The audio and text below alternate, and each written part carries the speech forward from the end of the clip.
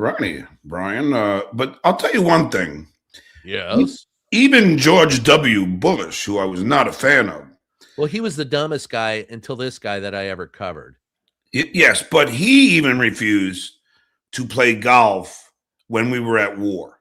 He thought it was a disrespectful thing to do when there were people serving this country and laying their lives on the line. He thought it wouldn't be perceived well by the media. Now we have Mr. A-hole, President Dickhead, and there he is. We just attacked Iran. We just murdered 175 children in a school, and he's out there on the links, hitting the ball, carefree. Is that a good look, Brian? Well, what look about Donald Trump is a good look? I mean, remember, this guy doesn't have to care. The Supreme Court ruled that when it comes to official actions taken by this president, that he is immune from prosecution. So he's been given a, get out of jail free card. He does not care.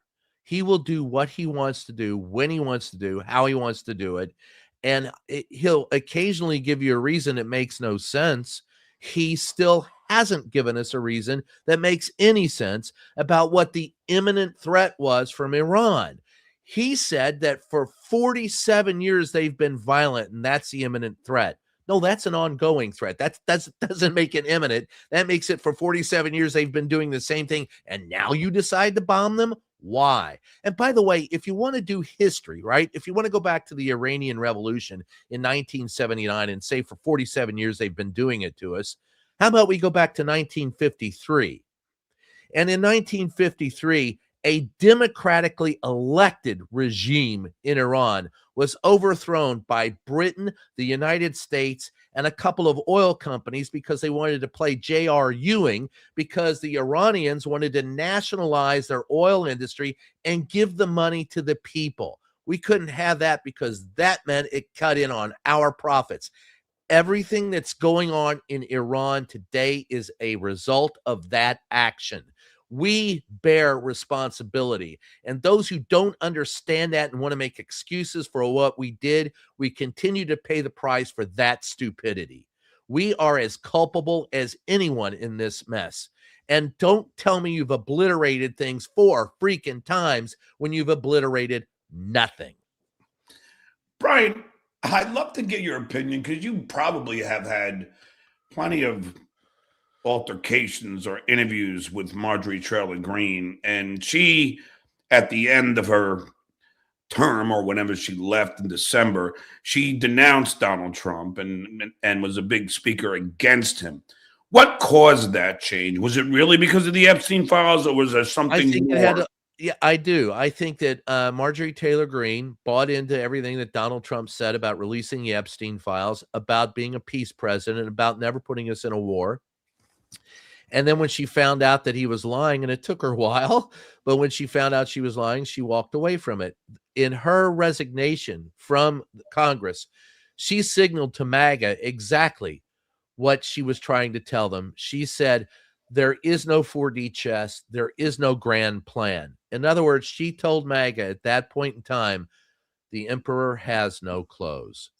And she walked away from it. Now, whatever you want to say about Marjorie Taylor Greene, and boy, I could fill volumes with that one. I will say that even a broke clock is right twice a day. I agree. This is stupid, but AOC's giant areolas. Ashley Babbitt and Pretty, both martyrs. I wouldn't say Ashley Babbitt is a martyr, nor would I say Alex Pretty. I would say Ashley Babbitt was confused and made a big-ass mistake and got the results that what I think were justified. Alex Pretty, no, he didn't expect to get shot. He wasn't doing anything but protesting, and he was unarmed when they killed him. Yes, he had already taken his. By the way, he had a right to be. What's funny is listening to people who for years have touted the Second Amendment and supported it, and then in this instance turn around and said, "Yep, he shouldn't have had guns." Well, folks, that particular situation that Pretty found himself in is the exact reason why the Second Amendment was created, so that you could bear arms against an obstreperous government and defend yourself. And it's also funny to then listen to liberals who have said we hate the Second Amendment come to the defense of the Second Amendment in this case. This is the sole and most important reason why the Second Amendment was baked into the Constitution. If your government comes after you, you have a right to defend yourself. Adam M.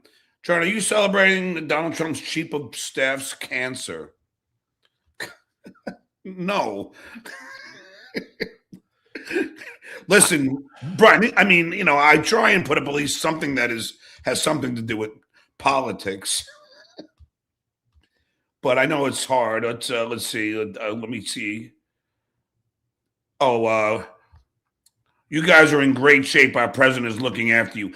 Our president give a shit about you, me, Brian, or anybody else in this country. The only thing this president cares about is himself.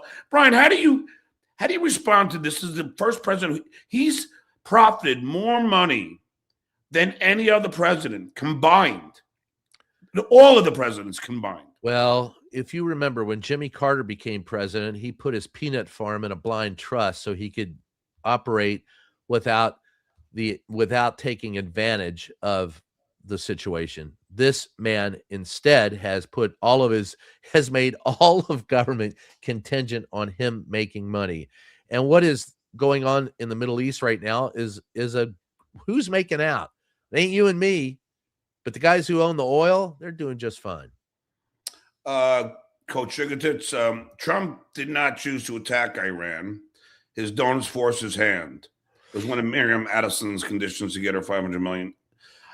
Is there any truth to any of that? I don't know, and I don't know. If she believes that, I'd love to know what the truth. How do you know that? Well, it was one of Miriam. Do you know Miriam? I don't. I don't either. Does she? No, I do know Donald Trump, and I do know the people around him, and there are those who say